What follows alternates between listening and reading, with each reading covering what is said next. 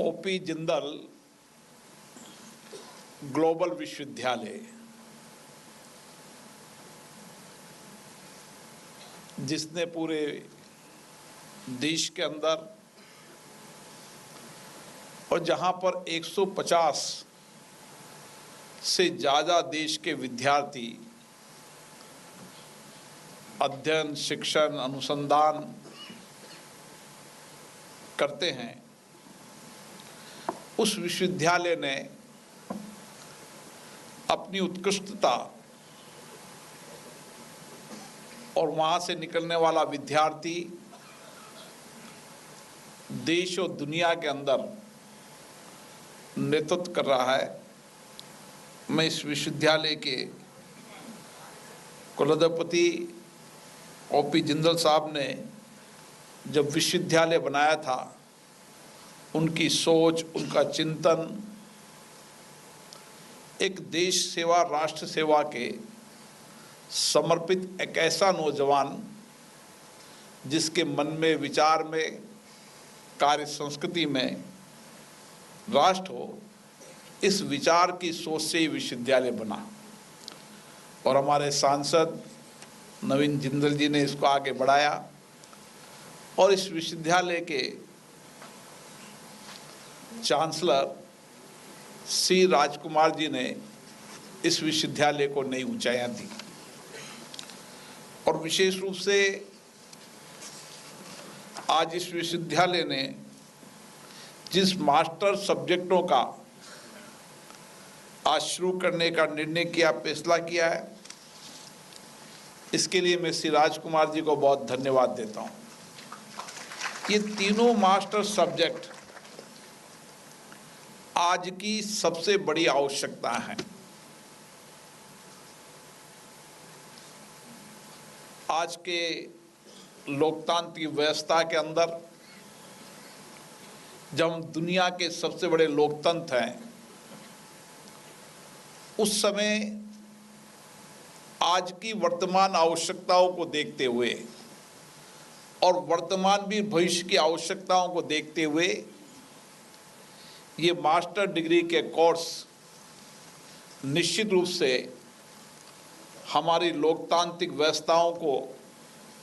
सुदृढ़ करेंगे, लोकतंत्र में जनता की भागीदारी बढ़े, उसके लिए नई दिशा देंगे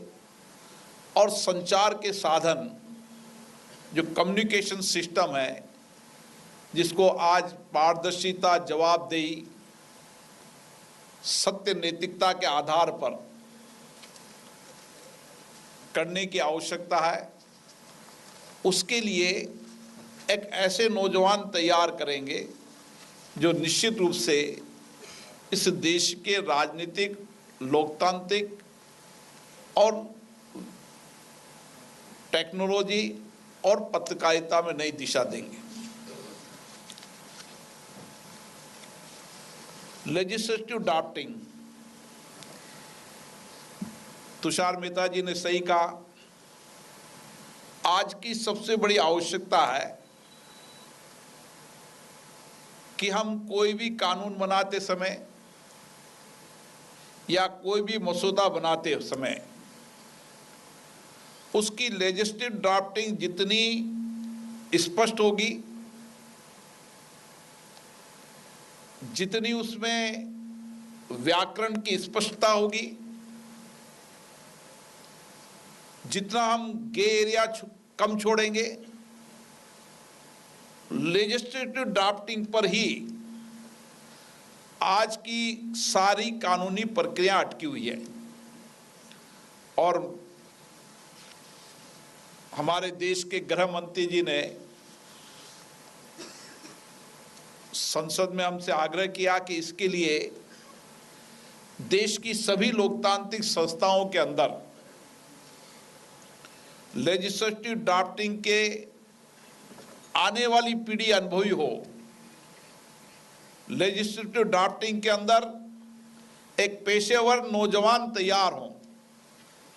और सभी सरकारी विभागों के अंदर जहां पर कानून बनने का प्रारंभिक काम होता है, वहां पर लेजिस्लेटिव ड्राफ्टिंग करने वाले लोगों की मुख्य रूप से भूमिका रहती है वो पेशेवर होने चाहिए और उनमें लेजिस्लेटिव ड्राफ्टिंग बनाने की क्लैरिटी होना चाहिए। और हमने ये कोर्स शुरू किया है। हमारी संस्था प्राइड इसके लिए लंबे समय से काम कर रही है, लेकिन हमने और इसको तेजी से करने का काम शुरू किया है। सभी विभागों के अंदर, सभी लोकतांत्रिक संस्थाओं के अंदर इसके लिए एक प्रशिक्षित पेशेवर तैयार हो, और इसके लिए मैं विशेष रूप से श्री राजकुमार जी को धन्यवाद देता हूं। उनको से मेरी चर्चा हुई थी कि मैं आने वाले समय के अंदर जहां कानूनी पेचीदगियां ज़्यादा बढ़ेगी वहां पर हमें एक ऐसे पेशेवर नौजवान को तैयार करना है जो आने वाले समय में लेजिस्लेटिव ड्राफ्टिंग के अनुभवी हो। और अभी आपको हमारे लॉ मिनिस्टर साहब ने, तुषार मेहता जी ने बताया कि किस तरीके के लेजिस्लेटिव ड्राफ्टिंग में कोमा डैश से ही सारे कानून की परिभाषा परिवर्तन हो जाती है। हम तो लोकसभा में कई बार अनुभव करते हैं, जिस इनकम टैक्स बिल की बात कर रहे थे, कम से कम अभी हमारे संसदीय समिति ने जब जांच की तो पुरानी उसमें डैश कोमे में ही 200 ठीक करने का काम किया। ऐसे कई पुराने कानून हैं जिसमें आज जब कानून रिफिल करके नए कानून ला रहे हैं उसमें ये सब कमियां थी, उसको नए कानून लाने के लिए इस समय विशेष रूप से ध्यान दिया जा रहा है। और आने वाले समय के अंदर इस विश्वविद्यालय के अंदर पढ़ने वाला विद्यार्थी देश का सर्वश्रेष्ठ पेशेवर लॉ ड्राफ्टिंग का नौजवान होगा, जिसका देश में बहुत बड़ा योगदान होगा। दूसरा विषय भी आज की वर्तमान समय में बहुत आवश्यकता है कि master in electoral analysis and management, चुनाव प्रबंधी नहीं, चुनाव में पारदर्शिता रहे, चुनाव में जनता की ज्यादा सक्रिय भागीदारी रहे और चुनाव के अंदर ज्यादा से ज्यादा मतदान हो। इन सारी प्रक्रियाओं के अंदर जब हमारी आने वाली पीढ़ी इस विषय को पढ़ेगी, अध्ययन करेगी, नए रिसर्च करेगी, 1952 से लेकर अभी तक 18 लोकसभा के चुनाव हुए, 300 से ज्यादा राज्य विधानसभाओं के चुनाव हुए। आप देखें 1952 के अंदर हमारा चुनाव कैसे होता था, उसकी अलग अलग समय के अंदर अलग अलग लोगों ने किताब लिखी है, रिसर्च किया है। जब हमारे आने वाली पीढ़ी उसको पढ़ेगी, समझेगी, रिसर्च करेगी, दूर दराज के गांव तक जब हमारे पास साधनों की कमी थी, कम्युनिकेशन नहीं हो पाता था, रोड नहीं हुआ करता था, पीने का पानी नहीं होती थी, लाइट नहीं होती थी, उस समय भी भारत का एकमात्र लोकतंत्र देश है जिसमें पारदर्शी तरीका से चुनाव हुए। और हमारे चुनाव पर आज भी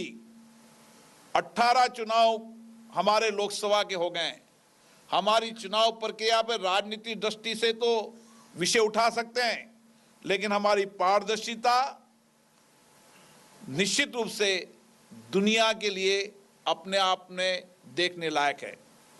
जब भारत के प्रधानमंत्री जी ने G20 के अंदर कहा कि भारत में 90 करोड़ से ज्यादा मतदाता चुनाव में भागीदारी निभाते हैं और दुनिया के देशों को हमारे लोकतांत्रिक मतदान प्रक्रिया को देखने आना चाहिए, तो कई देशों के स्पीकर उस समय आए और उन्होंने मुझसे पूछा कि भारत में 90 करोड़ मतदाता चुनाव की प्रक्रिया करना शांतिपूर्ण चुनाव की प्रक्रिया करना, पारदर्शिता परिचय चुनाव करना और लोगों के विश्वास भरोसे को जीतना, ये अपने आप भारत के लोकतंत्र के लिए एक बहुत महत्वपूर्ण है और दुनिया के लोकतंत्र देश इसको देखने आते हैं। और इसीलिए इस विषय पर लंबे समय तक हमारी आने वाले विद्यार्थी पीढ़ी अध्ययन करें कि किस किस तरीके से 1952 से लेकर, चाहे लोकसभा के चुनाव हो, चाहे विधानसभा के चुनाव हो, चाहे पंचायत के चुनाव हो, चाहे नगरपालिका चुनाव हो, चाहे कोऑपरेटिव के चुनाव हो, हर लोकतांत्रिक संस्थाओं के अंदर हमारी चुनाव पारदर्शिता, जवाबदेही है। और जितना इस विषय में हमारा नौजवान विद्यार्थी रिसर्च करेगा, इनों नए इनोवेशन करेगा, उतनी ही चुनाव में ज़्यादा भागीदारी बनेगी। और आप देखिए कि 1952 से लेकर अभी तक चुनाव में लगातार मतदान का प्रतिशत बढ़ना, यह हमारे लोकतंत्र प्रति लोगों का विश्वास भरोसा है। और इसीलिए ये एक लोकतंत्र पे सक्रिय भागीदारी भी है, लेकिन उसके साथ साथ डेटा एनालिसिस करना, इलेक्शन मैनेजमेंट, ये सब आज की आवश्यकता है। इलेक्शन मैनेजमेंट चुनाव प्रबंध है, लेकिन कई लोग इसको चुनाव जीतने के लिए भी मैनेजमेंट कहते हैं। लेकिन मेरा मानना है कि किसी भी देश और प्रदेश का चुनाव मैनेजमेंट जितना पारदर्शिता जवाबदेह होगा, उतना ही जनता का लोकतंत्र के प्रति विश्वास भरोसा बढ़ेगा। और इसीलिए इस विषय पर जब आप अध्ययन करेंगे, नए रिसर्च करेंगे, नए इनोवेशन करेंगे, तो निश्चित रूप से देश में मतदान भी बढ़ेगा, लोकतंत्र में लोगों की सक्रिय भागीदारी भी बढ़ेगी और हम एक बेहतर चुनाव प्रबंध कर समाज के अंतिम छोर में बैठे व्यक्ति को भी किस तरीके से मतदाता नज़दीक मतदान केंद्र पर अपना मतदान कर सकता है, दुनिया के अंदर एक नई दिशा दे सकते हैं। इसके लिए भी हमारी आने वाली पीढ़ी यहाँ शिक्षण प्रशिक्षण का काम करेगी। पॉलिटिकल कम्युनिकेशन आज की आवश्यकता है। संचार के बहुत सारे साधन आज उपलब्ध हैं, लेकिन संचार के साधन उपलब्ध तो है। एआई टेक्नोलॉजी की समिट हमारे यहाँ पर हो रही है।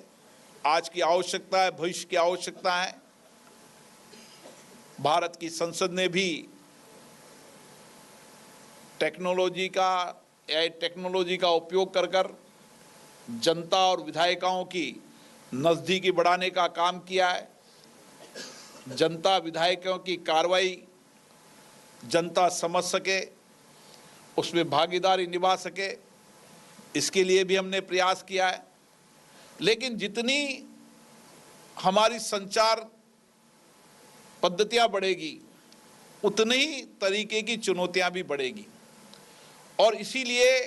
हमारी आने वाली पीढ़ी जो पत्रकारिता संचार के माध्यम से इसमें मास्टर डिग्री करेगी, निश्चित रूप से सटीक सही सूचना, वास्तविक सूचना, तथ्यों के आधार पर सूचना पहुंचाने में ये आने वाली पीढ़ी जितनी तरीके से अच्छा शिक्षण प्रशिक्षण और इनोवेशन करेगी, उतना ही संचार का साधन श्रेष्ठ होगा,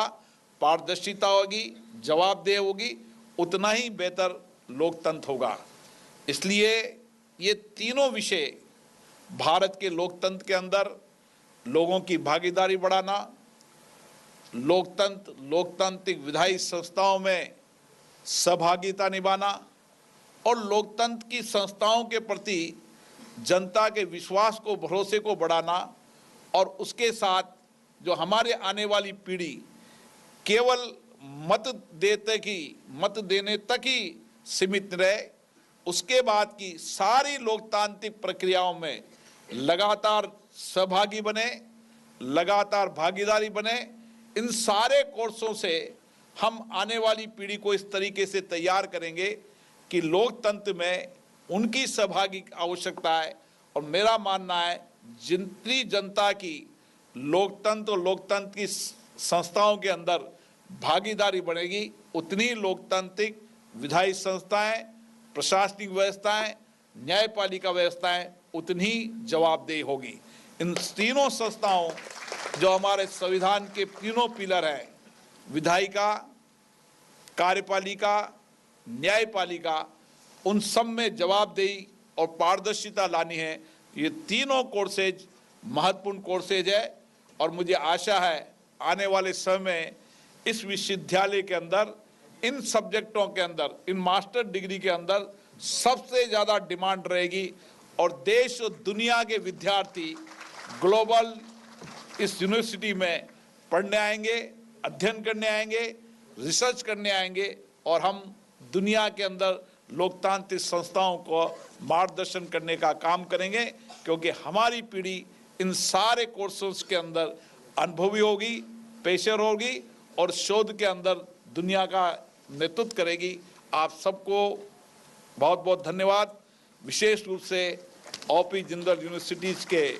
हमारे कुलाधिपति नवीन जिंदल जी, श्री राजकुमार जी, उनकी पूरी टीम को बहुत बहुत साधुवाद, जिन्होंने तीनों कोर्सेज से शुरू किए, जिसकी आज के भारत के लोकतंत्र और दुनिया के लोकतंत्र को मार्गदर्शन करने की आवश्यकता थी। बहुत बहुत धन्यवाद।